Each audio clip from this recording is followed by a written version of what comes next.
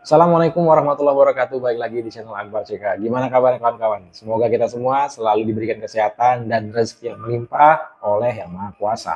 Di video kali ini kita akan mendengarkan penjelasan dari Pak Kanjeng soal pensiunan Jenderal TNI yang mendesak Pak Prabowo Subianto untuk memecat Wapres Gibran Rakabuming Raka. Apa sebetulnya agenda para purnawirawan Jenderal TNI ini? Nah, langsung aja kita simak videonya berikut ini. Ya, jadi apa perlakuan adu domba dengan matahari kembar lah, ya kan? Ada lagi sekarang itu si Gibran lagi diusut lagi nih, apa ijazahnya? SD, SMP, SMA. Gibran ini konstitusi loh, udah melalui tahapan-tahapan, melalui pemilihan pilpres langsung rakyat yang memilih. Sebenarnya tujuannya ingin mendowngrade merusak reputasi Gibran sebagai orang muda yang boleh dikatakan sebagai calon pemimpin nasional di masa mendatang, gitu ya Pak Kanjeng. Tetapi kalau tujuannya mendowngrade, Anda masih jauh, pilpres juga masih 5 tahun lagi. Ini kesalahan mereka tuh di situ.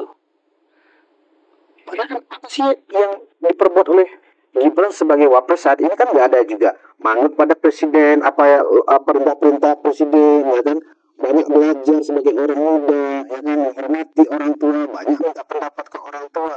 Di mana unsur-unsurnya sehingga para jenderal mantan ini, ya kan, Bukan jenderal aja, Bung.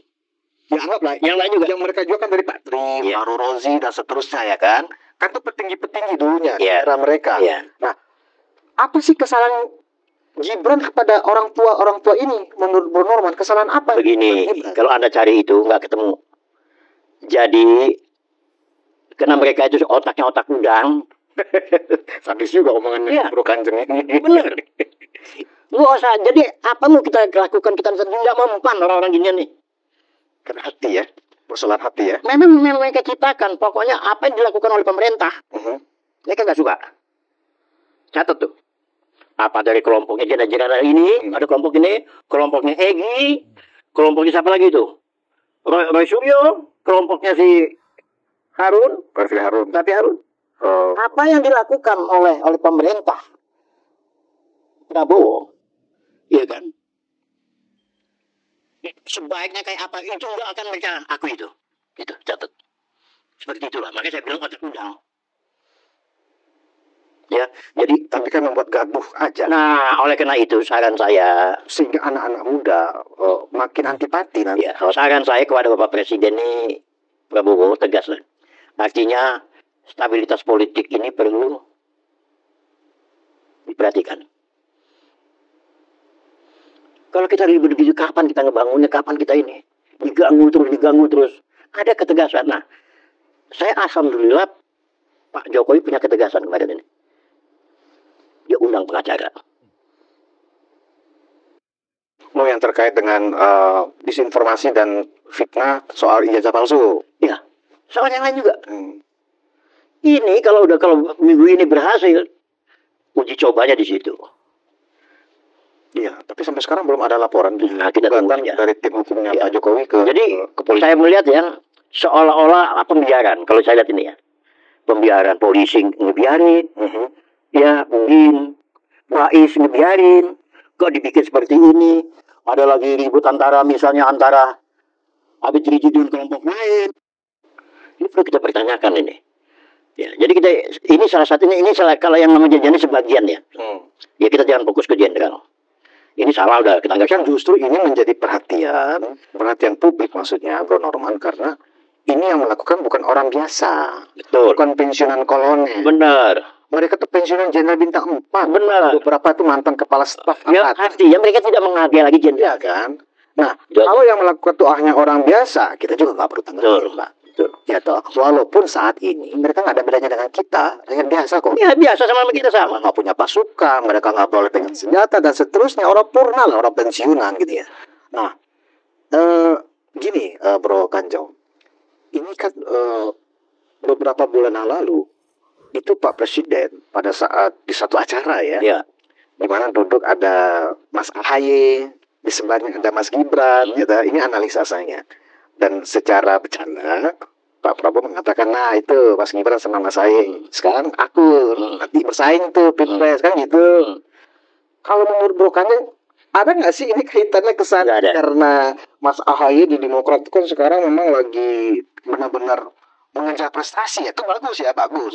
Mengejar prestasi supaya pada saat nanti dengan keputusan MK kan seluruh partai boleh. Boleh. Dan presiden. Rakyat yang memilih. Iya, Itu kan? kan, ya kan. Karena ada satu nih ya saingan, mungkin dianggap saingan oleh Mas Ahy, kita kan juga nggak tahu ya. Tapi hitungan kita sebagai analis, wah Mas Gibran ini saingan nih, bagaimana caranya supaya mendonggrade ya. Ada kaitannya ke sana nggak mendonggrade Mas Gibran dalam konteks seperti ini? Kan yang melakukan sama-sama jenderal nih, Pak SBY kan juga mantan jenderal. Ada benang merahnya nggak sih atau nggak ada sama sekali? Politik di Indonesia ini beda. Jadi kalau ada dari sekarang curi star, nggak akan masuk kotak itu. Oh, Hati-hati. Ya. Ketahuan misinya ke arahnya ke sana. kalau langsung masuk kota. Masuk kotak. Jangan lupa nih partai ini hebat-hebat semua ini. Semua punya calon. Golkar punya calon, Gerindra punya calon lagi. PAN punya calon. Ya kan? PDIP punya calon. Nah, jadi kalau image-nya bahwa Ahy masa dengan Gibran seperti itu saya rasa saya nggak sampai sejauh itu. Nah, orang usia kita aja presiden kita belum ada setahun kok. Baru 1 semester lah. Iya. 6 bulan ya kan. Ini masuk. Coba-coba aja curi star. Dihabisin itu. Hati-hati. Ini politik nih. Jangan coba-coba. Jadi Bro Norman tidak melihat petisi atau gugatan diajukan oleh para jenderal mantan ini karena Mas Gibran tanda kutip sudah nyuri start, seolah-olah Mas Gibran 2029 akan ikut kontestasi apakah sebagai wapres lagi atau mungkin Belum tentu juga. jadi capres kan Belum tentu gitu. juga. Kan Mas Gibran nggak berpartai saat ini, kenapa dikhawatir? Loh bagaimana? Justru nggak, dia nggak berkata jadi lirik orang kok. Kemarin ini Mas Gibran jadi wapres. PDI minta, Anies minta.